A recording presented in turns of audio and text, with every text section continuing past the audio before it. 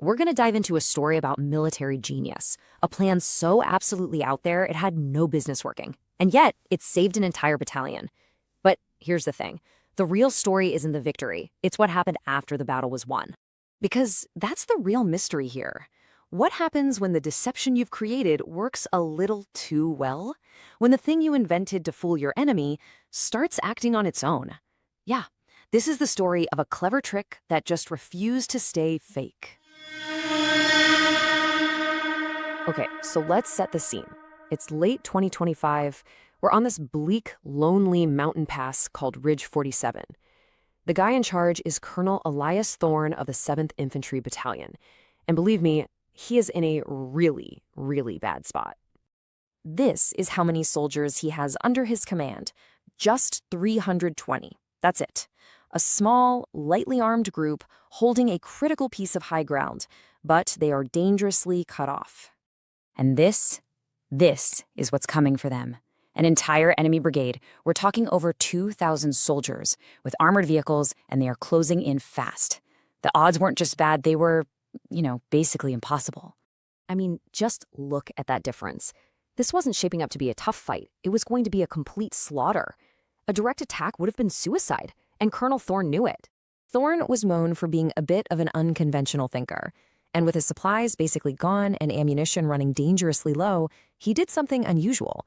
He started digging through old military deception manuals, some from as far back as World War II, just looking for anything that could buy his men some time.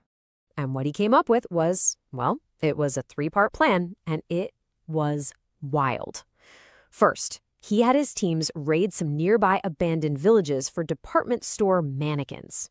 Yep, mannequins. Second, his soldiers dressed them up in spare uniforms and set them up all along the ridge. And third, the engineers hooked up these massive speakers to blast pre-recorded battle sounds. The idea? To create a ghost army. So the stage was set for one of the absolute weirdest deceptions in modern military history. The only real question left was, could this possibly work? At 10 o'clock at night, the show began. The sounds of tank engines and shouted commands started echoing through the valley. Enemy scouts saw these dark silhouettes on the ridge, and they heard what sounded like a massive wave of reinforcements. They bought it, hook, line, and sinker. By 3 in the morning, their entire force had ground to a halt and pulled back. It was just a stunning success. It was almost unbelievable. Thorne's ghost army had completely fooled a much larger enemy force, and they won a victory with nothing but an illusion. But the story doesn't end there.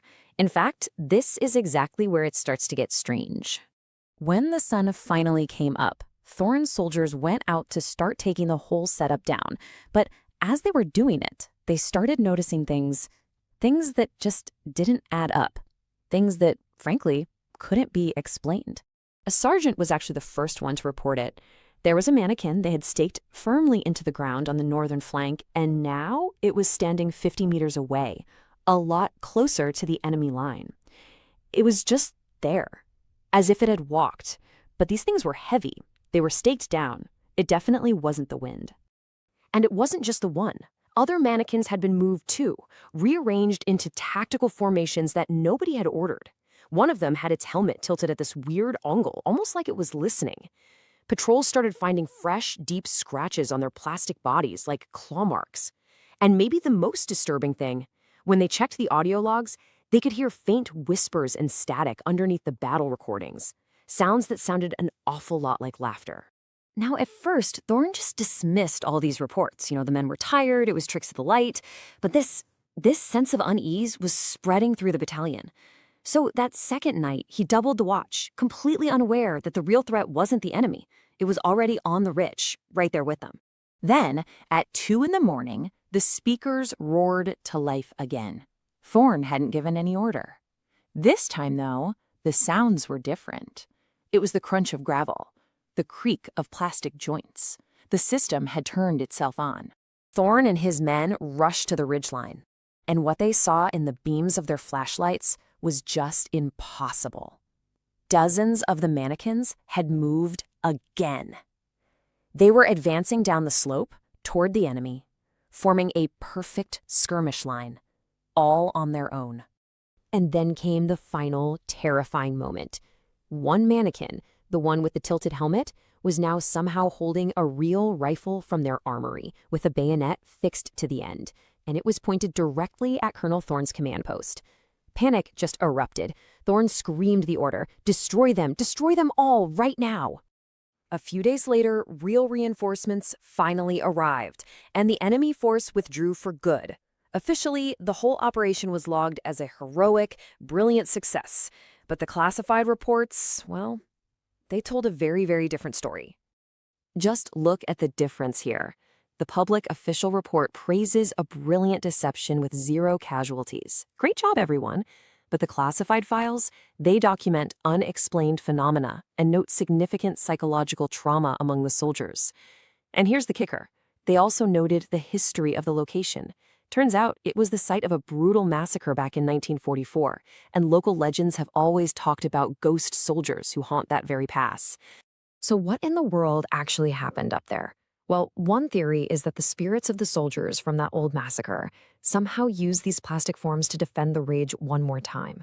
Another theory suggests that the enemy's collective belief in the fake army was so powerful, so intense, that it literally bent reality itself. And the story's not even over. To this day, hikers sometimes report seeing these lone plastic figures standing watch on the ridge at dawn, only for them to vanish moments later. Colonel Thorne never spoke about these events publicly, but in a private letter they found after he died, he left this simple, terrifying summary. "We faked an army," he wrote. Something answered. He created a fake army to fool his enemy. He just never, ever expected something else to answer the call. And that leaves us with one last, really unsettling question, doesn't it? Thorne's deception was supposed to be a tool, something he could control. But when you give form to an illusion, when you breathe a kind of life into a lie, who is really in command?